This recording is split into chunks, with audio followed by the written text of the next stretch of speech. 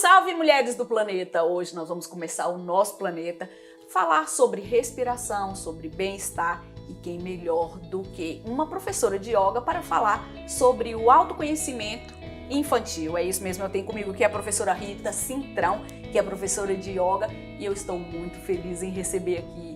Tudo bem, Rita? Obrigada pelo convite, estou muito feliz de estar aqui consigo. Rita, sabe que quando eu fui indicada a te entrevistar e que eu fiquei sabendo que você dava aulas para criança, eu fiquei logo muito feliz, porque meus filhos fizeram yoga quando eram crianças e hoje já são adultos, já estão mais independentes, e eu percebo que foi muito importante essa fase na vida deles. Eles aprenderam autodomínio, um cuidado, uma capacidade de desenvolver um respeito a si próprio e um controle, um autocontrole no momento certo. A yoga para crianças também faz parte disso, parte daí? Sim. Na yoga para crianças nós partimos muito da autoestima, não é? Aumentar sempre a autoestima da criança, e essa autoestima vai criar também esse autocontrole, todo o facto de eles começarem a aprender a respirar. Claro que não é um processo que se veja num dia, não é? Tem que ser um processo que se insiste, assim como com os adultos, não é? É um processo longo, mas que dá muitos frutos.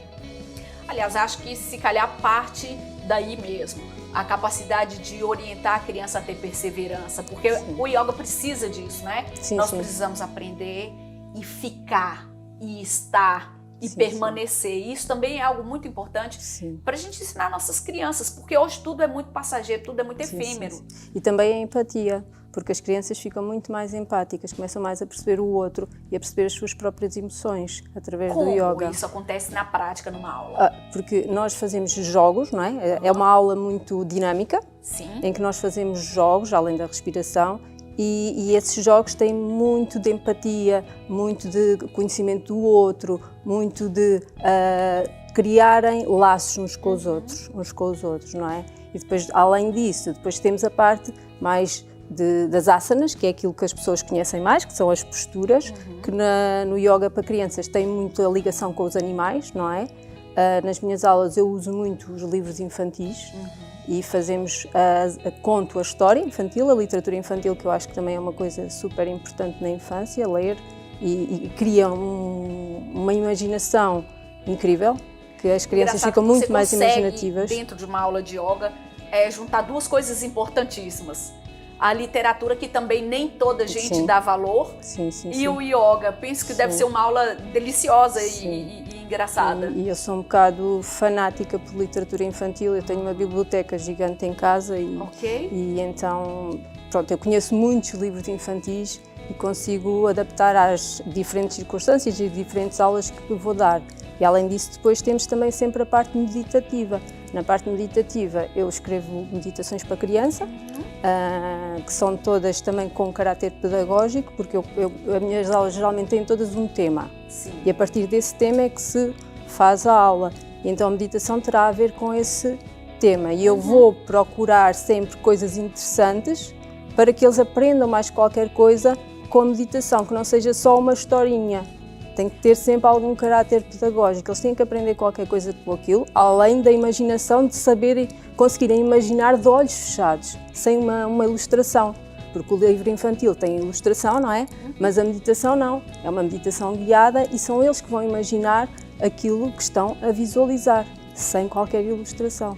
É engraçado porque quando você me diz, eu trago sempre algo pedagógico e sempre algo a mais, já começa a ficar mais interessante ainda. Mas você traz também temas atuais, situações muito práticas do dia a dia.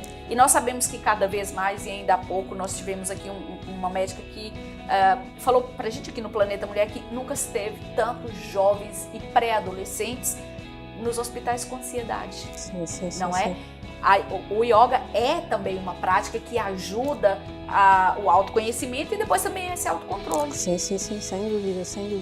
Como, para quem está lá em casa e ainda não é muito familiarizado com o yoga, o que as mães podem esperar? Nem sempre, a gente ouve falar muito em yoga, mas ainda existe muito aquela história de que o yoga são posturas dificílimas, que o yoga tem que ter muita flexibilidade.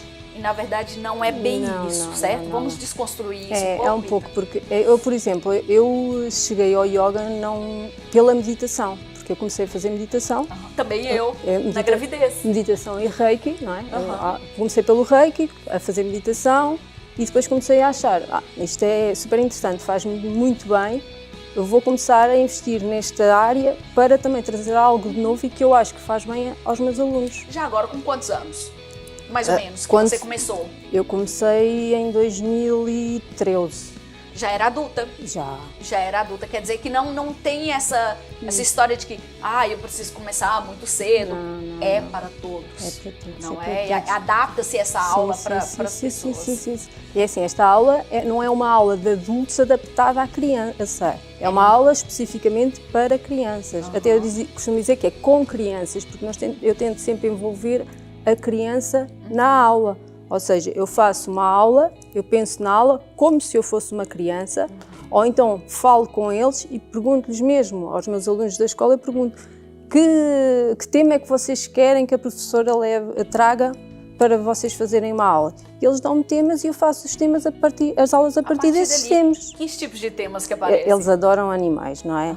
Mas também já me apareceu apareceu-me, por exemplo, um menino que me pediu uma meditação sobre um exército. Um exército. É um desafio. E o que é que eu fiz? Agarrei no exército, realmente fiz um exército, mas transformei aquilo num exército de formigas e gafanhotos, não é? E um gafanhoto que ficou preso numa teia de aranha e que depois os outros deixaram a batalha para conseguir salvar o amigo. Ou seja, transformei a batalha na amizade. E que era muito mais importante eles salvarem um amigo do que ganharem a batalha com as formigas. Fantástico. E aí já vai fazendo toda uma construção mental para o caminho que se propõe, Exatamente. Que é a paz, que é a fraternidade, que é a amizade entre eles. Quando você me diz que o yoga e essas aulas são muito construtivas, são muito... que ajudam as crianças, como elas incorporam isso? É muito rápido? Em cada aula você percebe que elas sentem já isso? Ou não? Precisa de um tempo ou você dá aula hoje e depois na próxima aula é que elas vêm com isso mais interiorizado?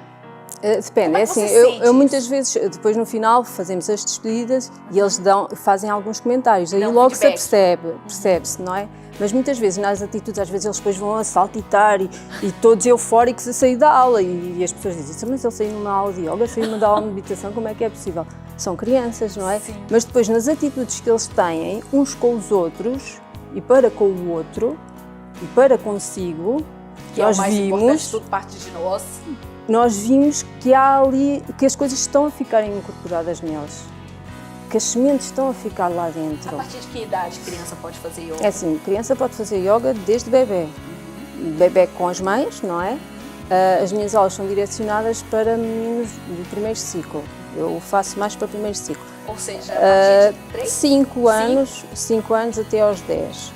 Mas podem fazer mais novinhos, não é? Ou, por exemplo, uma aula de yoga em família. Aí já pode-se fazer com crianças de 4 anos, não é? Sabe que eu adotei uma coisa, não é para crianças, mas eu adotei uma prática que eu amo e já tem 3 anos isso. O aniversário das minhas melhores amigas, a prenda que eu dou é uma aula de yoga. E elas adoram todas, é incrível como todas dão um feedback para mim, que aquele foi a melhor prenda que elas receberam. Sim. Amigas que muitas vezes falam, não, eu não quero, não gosto, tenho medo. E eu ligo, sempre falo, tem uma prenda para você, que hora que você quer receber? E ela fala a hora e a gente faz uma aula, tem sido assim, fantástico. Uma experiência muito interessante, né? Porque quando nós falamos aqui sobre, e por que eu dei esse exemplo? Porque pessoas chegam até a idade adulta e não conhecem essa prática.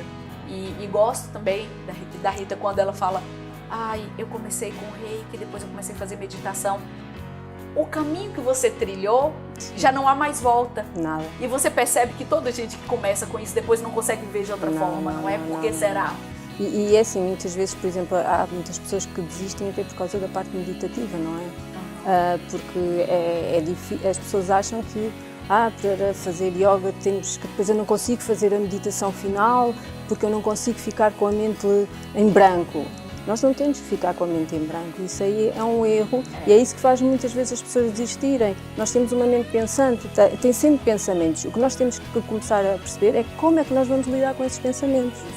Não é? Nós tivemos aqui uma professora, a Clarissa, na época da pandemia, o auge da pandemia, estávamos todos ainda confinados, e ela deu um exemplo muito interessante. Ela dizia, imagine que seus pensamentos são nuvens, deixa eles virem, eles vão vir, você vai ver, eles vão passar. Mas a minha experiência é que a meditação guiada com o professor é muito fácil. Com as crianças é a mesma coisa? As crianças é muito mais fácil do que os adultos. É? Porque os adultos estão sempre, ouvem o carro, ouvem isto, ouvem aquilo, e acham que nunca conseguem. E acham sempre que nunca conseguem, o que é mentira, não é?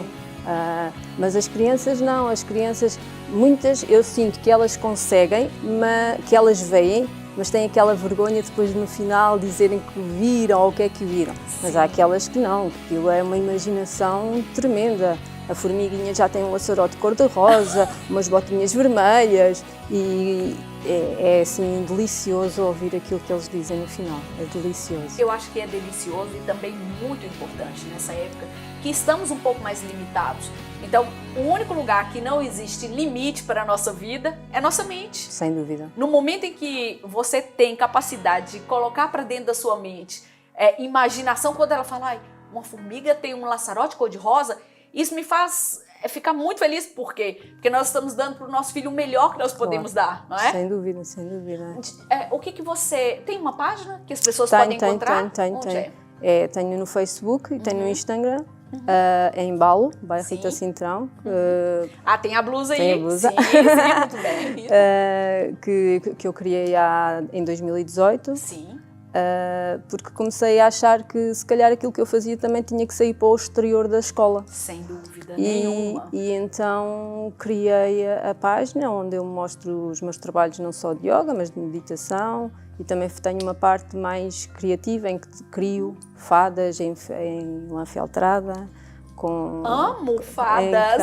Sim, em processo meditativo. Já fica aqui para você vir mostrar para a gente as fadas. Em processo meditativo e pronto, e onde eu vou tendo os meus projetos. Também tenho um projeto de criação, de edição agora de um livro infantil de meditação com crianças, com meditações que eu já testei e que vi que funcionaram. Sim, engraçado. Sim. Sabe que eu acho que as pessoas que trazem tratamentos e cuidados e métodos e ferramentas voltadas para as crianças já tem um pedacinho do céu definido, porque tudo começa ali. Sim, uma criança, 5 anos, 6 anos, 7 anos, está com a mente completamente aberta. É o melhor presente que nós podemos dar para uma criança, é uma mente criativa, uma mente calma, porque o yoga também traz essa coisa da calma, né?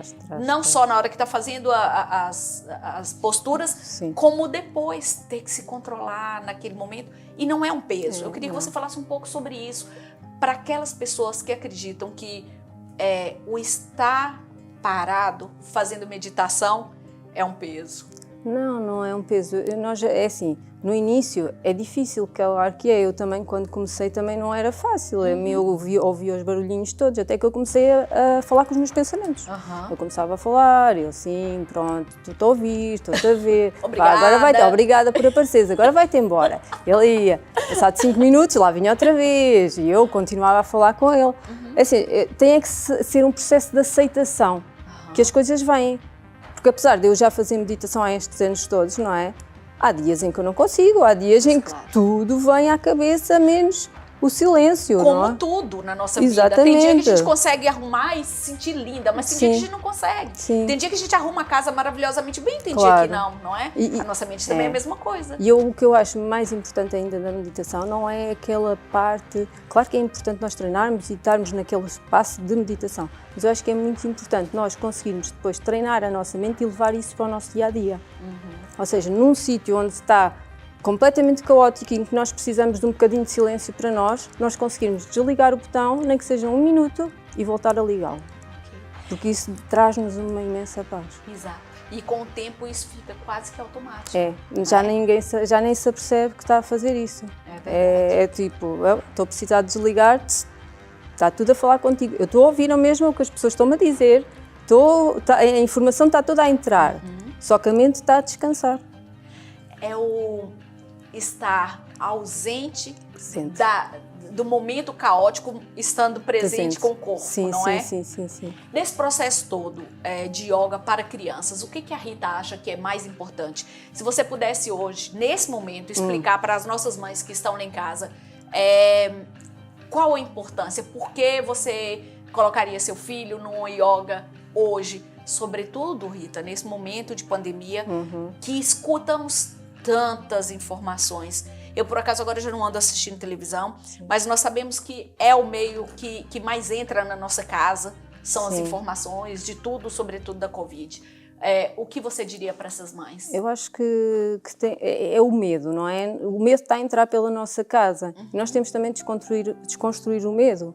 E se calhar estas aulas, eu acho que também ajudam nisso, porque se a criança cria uma maior autoestima, uma maior autoconfiança, esse medo é mais dissipado. Não quer dizer que se tornem crianças inconscientes, pelo contrário, tornam-se crianças mais conscientes daquilo que está à sua volta, mas conscientes que podem ultrapassar esse medo e tudo o que está à volta e terem mais ferramentas para avançar com mais eficácia e com as emoções muito mais fortes. Sabe o que me traz aqui agora? Uma sensação quase que de ajuda na educação. Sim. Porque é um fato e infelizmente hoje nós não temos tantas possibilidades de ficarmos disponíveis para o nosso filho. Sim. Quanto tempo, se calhar uma mãe que está nos ouvindo agora, para falar com ele sobre paz de espírito, para falar com ele sobre calma, sobre como respirar. A gente nunca consegue fazer isso, porque chegamos em casa, temos que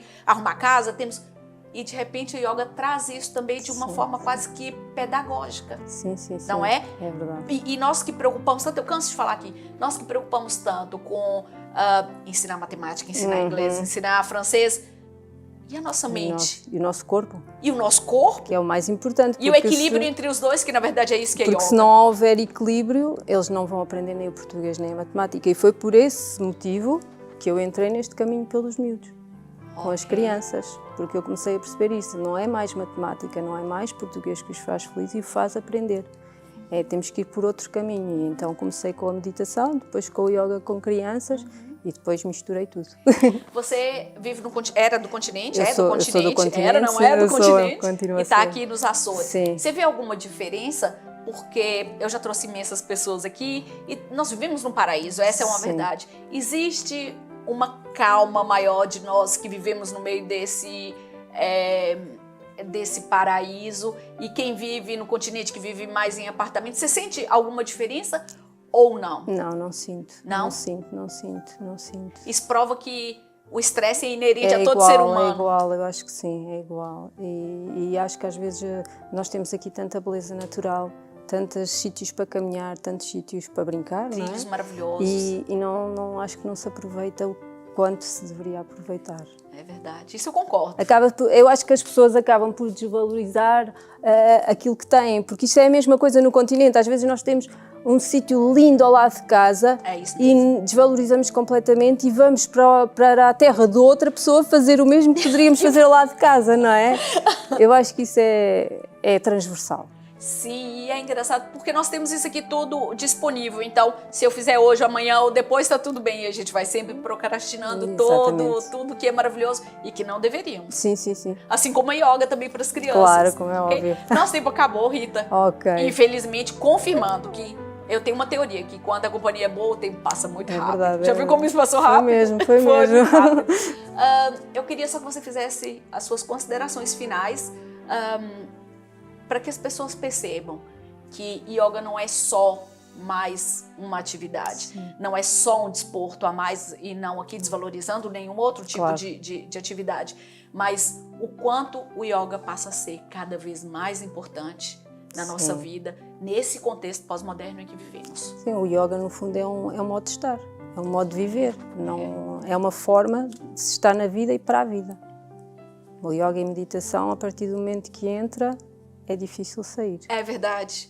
E é engraçado que a gente fica igual aquelas pessoas que começam a fazer muito exercício. Sim. Nós queremos que toda a gente veja aquilo, que toda a gente participe, não é? Sim. Mas não podemos ser radicais, não é? Sim. Tudo tem um lugar na vida, tudo tem que ter o seu lugar na vida e também temos que saber gerir isso, não é? Agora não podemos ser só yoga, só meditação, tudo é importante para gerir. E cada pessoa tem o seu chamado, tem um momento do seu chamado. Sem dúvida. Rita, muito, muito obrigada por estar com a gente. Foi maravilhosa essa partilha. E que você continue com esse trabalho incrível para as nossas crianças. Eu já não tenho mais agora, só se for os netinhos, mas quem sabe?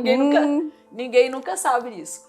Nosso programa termina por aqui. Para mim, terminou muito bem. Para você, o recado que eu vou deixar é: respire, pense, acredite na vida e seja feliz. Só isso. Até o próximo programa.